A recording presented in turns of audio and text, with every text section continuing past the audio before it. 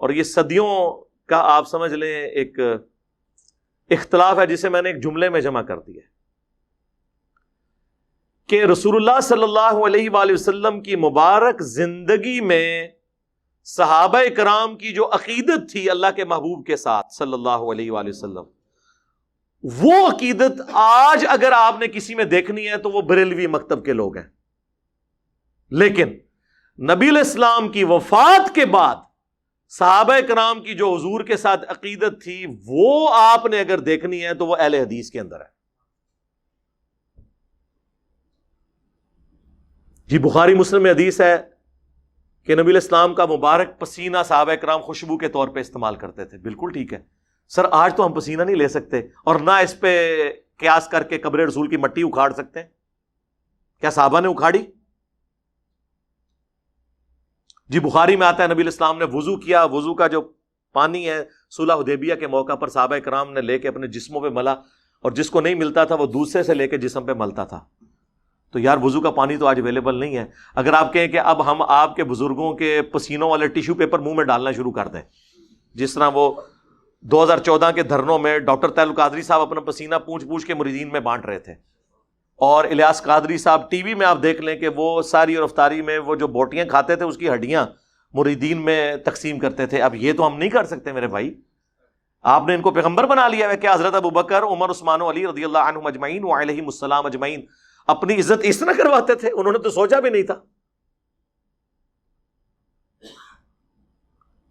صحیح بخاری میں آتا ہے نبی علیہ السلام نے حجۃ الوداع کے موقع پر اپنے بال منڈوا کر صحابہ کرام میں تبرکن تقسیم کیے. صحیح بخاری کے اندر ہی موجود ہے. انس بن مالک کہتے ہیں حضور کا ایک بال میرے پاس ہونا دنیا اور جو کچھ دنیا کے اندر ہے اس سے بڑھ کر مجھے محبوب ہے.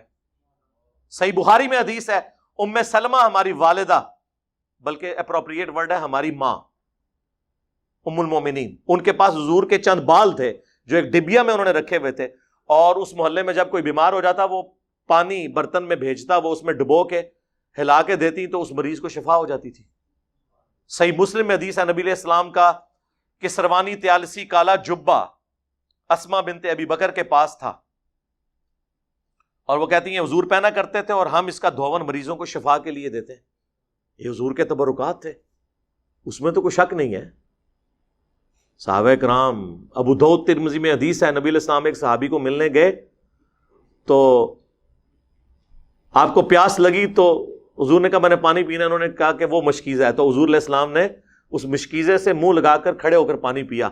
وہ کہتے ہیں جیسے ہی حضور ہٹے میں نے مشکیزے کا منہ کاٹ کے اپنے پاس رکھ لیا تبرک کے طور پہ کہ اس سے میرے نبی کا منہ لگا ہوا ہے.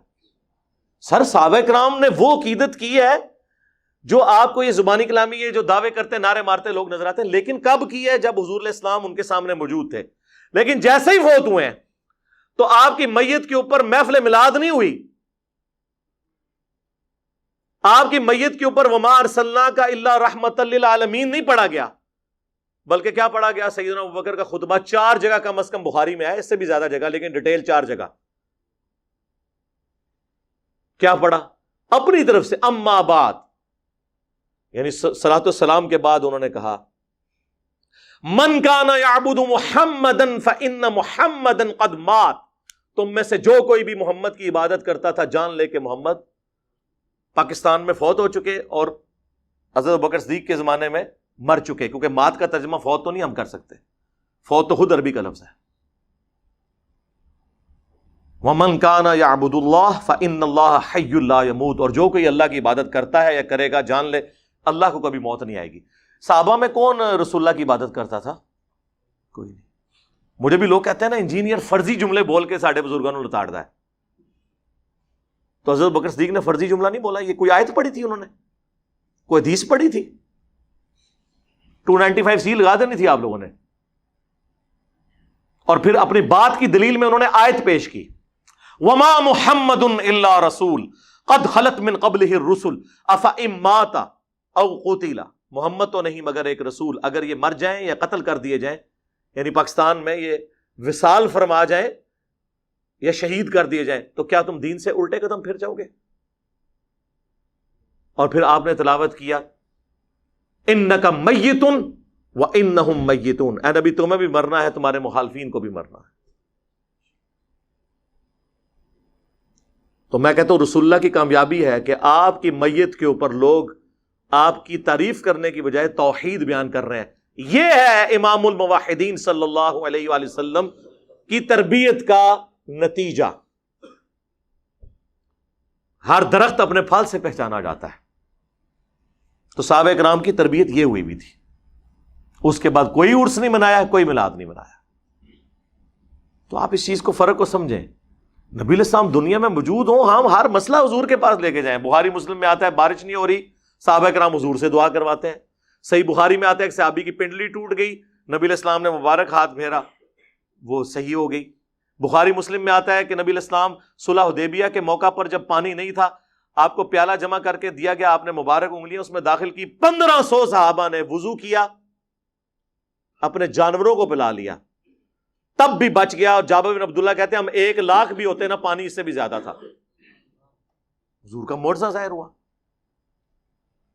تو آج اگر حضور موجود ہو ہم، اور یہ میرا اپنا عقیدہ نہیں ہے، یہ حضرت عمر کا عقیدہ ہے، 1010 نمبر حدیث صحیح بخاری میں، اِنَّا كُنَّا نَتَوَسَّلُ إِلَيْكَ بِنَبِيِّنَا صلی اللہ علیہ وآلہ وسلم، اے اللہ پہلے ہم تیرے نبی کو تیری بارگاہ میں پیش کیا کرتے تھے توسل کے طور پر، اب ہم تیرے نبی کے چچا کو لے کے آئے ہیں، تو ان کی دعا کی برکت سے بارش نازل فرما، تو بارش نازل ہو جاتی۔ قبر رسول پہ تو نہیں گئے۔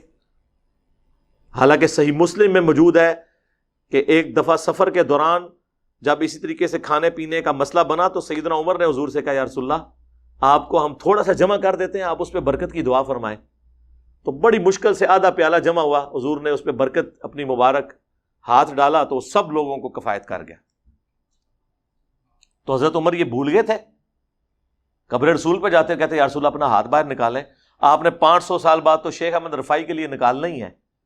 شیخ زکریا کاندلوی نے فضائل حج میں نقل کیا، اور فضائل سنت میں الیاس قادری صاحب نے، تو میرے تو گھوڑوں کے قدموں کی خاک کو وہ لوگ نہیں پہنچ سکتے، تو یا رسول اللہ آپ اپنا ہاتھ مبارک باہر نکالیں۔ نہ اس زمانے سے عقیدے یہ گلاں نہیں سن ہوندیاں، پرانیاں گلاں، پرانے عقیدے، پرانے بابے تے شاہی کوئی نہیں۔ حضرت عمر کے مقابلے میں، میرے مقابلے میں نہیں، تو حضرت عمر کے لیے تو کوئی نہیں نکلی۔ تو مثالیں تو ہم نے وہاں سے ہی دینے۔ بھائی حضرت عمر کے لیے اگر ہاتھ نہیں نکلا تو بابے تے شاہی کوئی نہیں، جھوٹے واقعات۔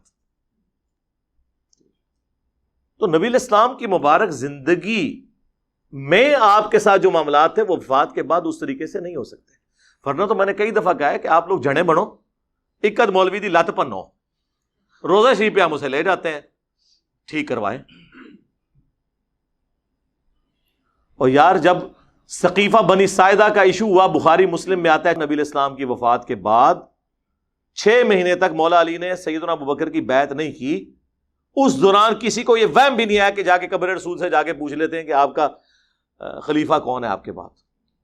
اس زمانے میں عقیدے نہیں ہوتے تھے۔ اما عائشہ 47 ایئرز تک رہی ہیں حجرہ عائشہ میں، کبھی انہوں نے دعویٰ نہیں کیا کہ میری حضور سے ملاقات ہوئی ہے، میں نے آپ کو فزیکلی دیکھ لیا۔ حتیٰ کہ جب جمل کے لیے نکلی ہیں اس وقت نہیں حضور نے کوئی آواز دی کہ عائشہ نہ جاؤ، وہ تو ہو پہ جا کے کتے جب بھونکے ہیں تو پھر آپ کو یہ ریئلائز ہوا کہ یہ تو غلط ہو گیا کام، ورنہ تو حضور نے تو نہیں روکا۔ اس زمانے میں عقیدے ہوتے ہی نہیں تھے میرے بھائی، یہ چیزیں ایگزسٹ ہی نہیں کرتی تھیں، یہ سب کہانیاں انہوں نے بنائی ہوئی ہیں۔ اب نہیں بنے گی اللہ کے فضل سے، کیونکہ اب تو میڈیا کا دور ہے۔ وہ کہتے ہیں جی سیدہ آمنہ سلام اللہ علیہا نے خواب دیکھا تھا۔ بالکل جی موجود ہے، مسند احمد میں حدیث ہے، مشکات میں بھی ہے، دلائل النبوہ کے اندر بھی موجود ہے کہ نبی علیہ السلام نے فرمایا میں اس وقت بھی اللہ کے ہاں خاتم النبیین لکھا ہوا تھا جب آدم علیہ السلام ابھی مٹی اور پانی، روح اور جسم کے درمیان تھے۔ اللہ کے علم میں اس وقت بھی اللہ کا پیغمبر تھا۔ بالکل ایسے ہی ہے۔ میں دعائے ابراہیم ہوں، میں عیسیٰ کی بشارت ہوں، میں اپنی ماں کا وہ خواب ہوں جو انہوں نے پیدائش کے وقت دیکھا کہ ان کے لیے ایک نور ظاہر ہوا جس سے شام کے محلات بھی ان کے لیے روشن ہو گئے۔ یعنی آپ کو بتایا گیا کہ آپ سے جو بچہ پیدا ہوگا اس کی جو حکومت ہے بالآخر رومن امپائر کو بھی سپر سیڈ کر جائے گی، یہ دکھایا گیا۔ تو وہ کہتے ہیں پیدائش کے وقت یہ جو روشنی ظاہر ہوئی نا، اس سے میلاد کی لائٹنگ ثابت ہوتی ہے۔ سر یہ آج تک ثابت نہیں ہوئی تھی، آپ نے ثابت کی ہے۔ اس سے کیسے ثابت ہوگی میرے بھائی؟ تو نبی علیہ السلام پھر دیے جلاتے ہوں گے اپنی پیدائش کی خوشی میں، کوئی دکھائیں. پھر رہ کے ان کے پاس وہ رہ جاتا ہے شاہ عبدالحق محدث دہلوی جی مدارج النبوہ میں انہوں نے لکھا ہے کہ حضرت جبرائیل علیہ السلام کو اللہ تعالیٰ نے 3 جھنڈے دے کر بھیجا ہے. ایک جھنڈا جو ہے وہ خانہ کعبہ کے اوپر، ایک رسول اللہ کے گھر کے اوپر، ایک بیت المقدس کے اوپر. اور کہانیاں نے پائی کوئی سند نہیں، سب جھوٹ ہے. بلکہ میں کہتا ہوں سب کانٹیننٹ میں سب سے زیادہ جس بندے نے یعنی اس قسم کے عقائد امت میں پھیلائے ہیں نا، ان میں سے ایک جو ہے عبدالحق محدث دہلوی ہے، المتوفی 1052 ہجری. اس کی کوئی اصل نہیں ہے، کہانیاں جو مرضی لکھتے رہے. اس کے بعد جو سب سے زیادہ ایک سوال ہوتا ہے نا، وہ کہتے ہیں دیکھیں جی آپ دیکھیں 12 ربیع الاول کا دن ہے، 2 گھر ہیں، ایک گھر میں حضور کی پیدائش کی خوشی منائی جا رہی ہے، دوسرے گھر میں جو ٹی وی لگا ہوا ہے، یا بچے جو ہیں وہ گیمیں کھیل رہے ہیں، 12 ربیع الاول کی چھٹی کو سیلیبریٹ کر رہے ہیں. بتائیں کون عاشق رسول ہے دونوں میں سے؟ اب اگر آپ اس طریقے سے بنیاد بنائیں گے، لاجک کی بنیاد پہ، منطق جو زیادہ تر ہمارے اہل تشیع اور بریلوی حضرات لے کے چلتے ہیں، تو پھر سر اس کی تو کوئی اینڈ نہیں ہوگی. کل کو تو پھر ہم آپ سے یہ کہیں گے کہ ایک طرف آدم علیہ السلام ہے جنہیں فرشتوں نے سجدہ کیا انکلوڈنگ جبرائیل علیہ السلام، اور دوسری طرف ہمارے نبی علیہ السلام ہے، تو ہم انہیں سجدہ نہ کریں؟ لاجیکلی تو کرنا چاہیے.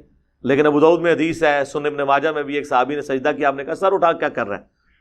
ان کا یا رسول اللہ ہیرا نامی شہر میں گیا تھا، وہاں لوگ اپنے سردار کو سجدہ کرتے ہیں، تو میں نے بہتر سمجھا کہ آپ کو سجدہ کروں. آپ نے فرمایا جب میں فوت ہو جاؤں گا تم میری قبر سے گزرو گے، کیا میری قبر پہ بھی سجدہ کرو گے؟ ان کا نہیں یا رسول اللہ. تو فرمایا پھر مجھے کیوں سجدہ کر رہے ہو؟ اگر سجدہ میں جائز سمجھتا تو بیویوں سے کہتا کہ اپنے خامدوں کو سجدہ کریں اس حق کے سبب جو اللہ نے مقرر کیا ہے. تو حضور نے تو نہیں یہ کہا کہ عشق دے چلے نمبر لے گئے، عقل والے انجے ہی عمرہ گالیاں کہتے ہیں نا جی، عشق کے چلے نمبر. او عشق دے چلے اتنے بھی میرے ہتھوں مارے گئے، اگوں اللہ دے ہتھوں مارے جان گے. ہاں عقل والے انما یتذکر اولو الالباب، نصیحت تو حاصل نہیں کرتے مگر عقل والے. یہ آپ نے کون سا دین بنا لیا؟ تو اس طریقے سے چیزوں کو نہیں پریزنٹ کیا جا سکتا. تو اس کی پھر میں ان کو پھکی دیتا ہوں کہ دیکھیں کہ 10 محرم کا دن ہے، ایک گھر میں مجلس ہو رہی ہے، لوگ چیخو پکار کر رہے ہیں، ماتم کر رہے ہیں، اہل بیت کے مصائب کو یاد کر کے رو رہے ہیں، اور دوسرے گھر کے اندر ٹی وی چلا ہوا ہے. بلکہ اس سے بھی بڑھ کر اعلیٰ حضرت کی کتاب رد الرافضہ رکھی ہوئی ہے جس میں شیعہ کو کافر ڈکلیئر کیا گیا ہے. ایک طرف اہل بیت کے غم میں لوگ رو رہے ہیں، یہ شیعہ کا گھر ہے، یہ بریلویوں کا گھر ہے. اب بتاؤ کہ عاشق اہل بیت کون ہے؟ تو کہیں گے نہیں، عشق اہل بیت کا یہ تقاضا نہیں ہے کہ اس طرح کی بدعت کی جائے. تو سر عشق رسول کا بھی یہ تقاضا نہیں کہ اس طرح کی بدعت کی جائے. پھکی کے بغیر، اینٹی وینم الزامی جواب کے بغیر بات سمجھ نہیں آتی. خود تو آپ بھی یہ سب کچھ کر رہے ہیں. اہل بیت کی محبت بھی ہمارے ایمان کا حصہ ہے. صحیح مسلم کی حدیث، علی سے محبت نہیں رکھے گا مگر مؤمن، علی سے بغض نہیں رکھے گا مگر منافق. المستدرک للحاکم میں 2 حدیثیں ہیں. اگر کوئی شخص پوری زندگی مقام ابراہیم اور حجر اسود کے درمیان کعبے کے سامنے نمازیں پڑھتا رہے اور روزانہ روزہ بھی رکھتا رہے، لیکن اس حال میں اللہ کو ملے قیامت کے دن کہ اس کے دل میں ہم اہل بیت کا بغض ہوا، تو اللہ اسے ضرور دوزخ میں داخل کرے گا. اللہم لا تجعلنا منہم اللہم اجرنا من النار. تو آ جاؤ پھر تم بھی عشق رسول کا اظہار کرو اس طریقے سے، عشق اہل بیت کا اظہار کرو پھر اس طریقے سے، تو آپ کے لیے خود مصیبت کھڑی ہو جائے گی. اور نہیں جی یہ جو کچھ ہم کر رہے ہیں منع تو کہیں نہیں نا. سر منع تو بہت کچھ نہیں ہے. جب یہ کہہ دیا کہ جو صحیح مسلم کی حدیث کہ بدترین کام وہ ہیں جو دین میں نہیں داخل کر دیے جائیں اور وہ بدعتیں ہیں اور بدعتیں گمراہیاں ہیں، تو منع تو ہو گیا. پھر بھی اگر آپ کو سمجھنا ہے تو ہم آپ کو پھر ایک مثال دیتے ہیں کہ عید کی اذان کہاں پر منع کی گئی ہے. وہ کہتے ہیں نہیں بخاری مسلم میں حدیث ہے کہ نبی علیہ السلام عید کی اذان نہیں دیتے تھے. تو اس سے کیا فرق پڑتا ہے؟ منع تو نہیں نہ کی. اذان کوئی برا کام ہے. بخاری مسلم میں حدیث ہے اذان کی آواز سے شیطان جو ہے بھاگ جاتا ہے اور اس کی ہوا خارج ہو جاتی ہے. اور جن لوگوں نے صرف عید کی نماز پڑھنی ہوتی ہے تو عید کے دن تو اذان لازمی ہونی چاہیے، بلکہ 2 ہونی چاہیے. کہیں گے نہیں نبی علیہ السلام نے نہیں کیا. تو پھر ہم وہی سوال کریں گے کیا گناہ کا کام ہے؟ کہیں گے نہیں ہے تو ثواب کا کام ہے، لیکن نبی علیہ السلام نے تعلیم نہیں فرمایا. تو سر بس یہی ہمارا جواب آپ کے میلاد کی ایکٹیویٹیز کے بارے میں ہے. آپ نے میلاد منانا ہے، صحیح مسلم 2750، فیہ ولدت وفیہ انزل علیہ، اس دن میں پیدا ہوا اور اسی دن مجھ پر پہلی دفعہ وحی نازل ہوئی. آپ روزہ رکھ کر منڈے والے دن ہر ہفتے ہر ویک میں منڈے کا روزہ رکھ کر میلاد منائیں، جشن میلاد بھی منائیں اور جشن قرآن بھی.